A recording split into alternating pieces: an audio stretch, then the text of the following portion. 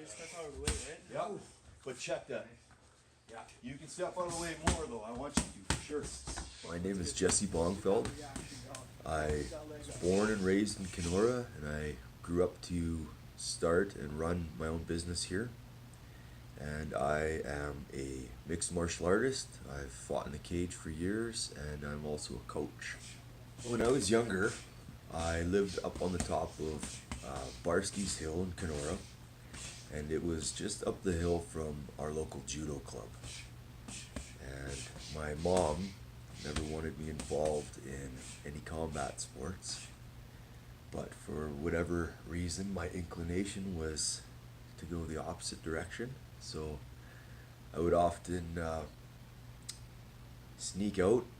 I don't know if it would really be sneak out, but I would leave the neighborhood and walk down the trail and go hang out at the judo club and watch martial arts, watch my cousins, and I thoroughly enjoyed participating.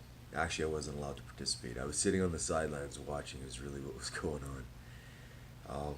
My dad always loved watching Chuck Norris, Bruce Lee, Jean-Claude Van Damme movies. He liked watching WWF wrestling.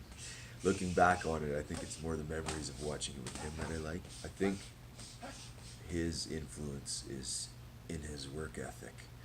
The absolute commitment and focus that he holds in everything that he does, be it building a house or hanging a door, it's just absolute focus, and I've always respected that, and I try to do that in my own life. When I was young, before I even got into any formal martial arts, I guess this would be my dad's influence because he's probably the one who bought these outfits for me, but I always had ninja outfits. I always had little karate outfits and little kung fu outfits. I was always running around the house, and we had a big living room and a nice new carpet, and I loved rolling around on it. I always did somersaults. I was always into gymnastics. I did gymnastics as a little one. I know martial arts has always been an anchor point for me, and I have a young son. He's 10. His name is Joran, and I always think about what it would be like if I didn't have that type of anchor when I look at him, because having something to go back to, something that holds you really tightly to perfection, it does help in every avenue of life. It doesn't really matter what it is as long as you have that kind of thing, and for me it was martial arts. Ever since I was little, and I mean very young, I always knew that I was going to open a martial arts gym. I would design the layout, the floor plan on pieces of paper, and I have a collection of these drawings from when I was young. I kept all my notes. I have stacks and stacks of notes, and I have written volumes and volumes of books on martial arts, my own particular martial art. I love expressing the knowledge that I've gained. I've trained with many of the best people in the world. I'm a pre-YouTube martial artist. So every little bit of knowledge that I garnered previous to that was hard fought for. I would have to go seek out the sources and learn that way. I'd have to get face to face. I've trained with Boss Rutan, Randy Couture, Roy Harris, Lee Meehan, trained with Jason Day, Jordan Meehan, all these great martial artists. I've been lucky, the list goes on. But gaining those little tidbits of knowledge from those guys and taking it back to my students is very rewarding.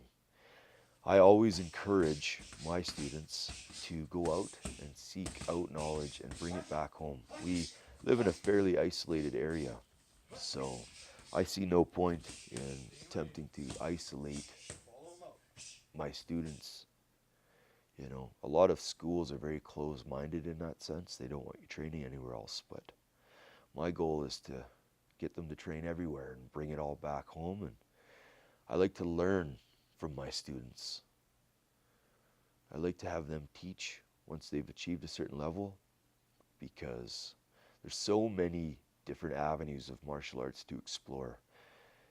You know, even one position, we can explore 20 different directions. All you got? I'm just kidding. Oh, I'm just kidding. you're dead now. Shut up, Phil. You gotta create the distance. Otherwise, it's a counter strike. Kick. Good, Mace. That's it.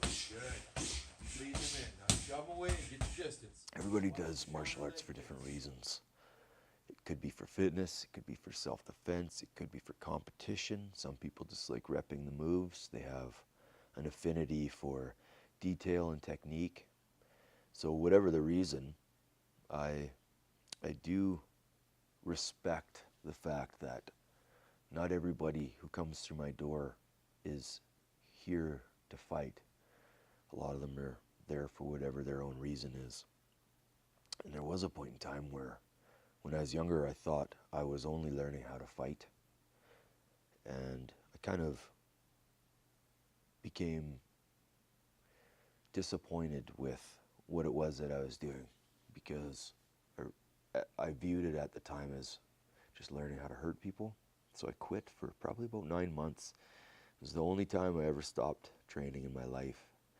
And I realized over those 9 months that the reality of what I'm doing is I'm learning how to become a guardian in a way, because the skills that you take from this, you apply to every other part of your life.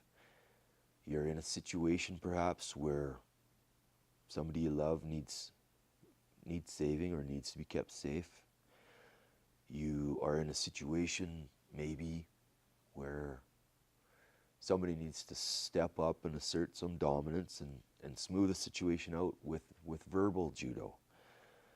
But that type of confidence where you don't need to lash out, it doesn't come from the everyday person. It's developed over time, hard work on the mats. If a person wants, if you're skilled enough, you should be able to diffuse a situation verbally, or if it gets physical, if you're good enough, you should be able to control somebody without ever having to hurt them. So the combination of striking and grappling that I do, the grappling aspect is very good for that. You can tie somebody up in a pretzel without them being able to move or breathe if need be, but those abilities are there, and used wisely, used in the right situation, it's a worthwhile endeavor. And I've seen a lot of people, a lot of students come in with zero confidence and have martial arts change their lives. They become open. They become better members of the community. They contribute, they interact. They are guardians. Hush.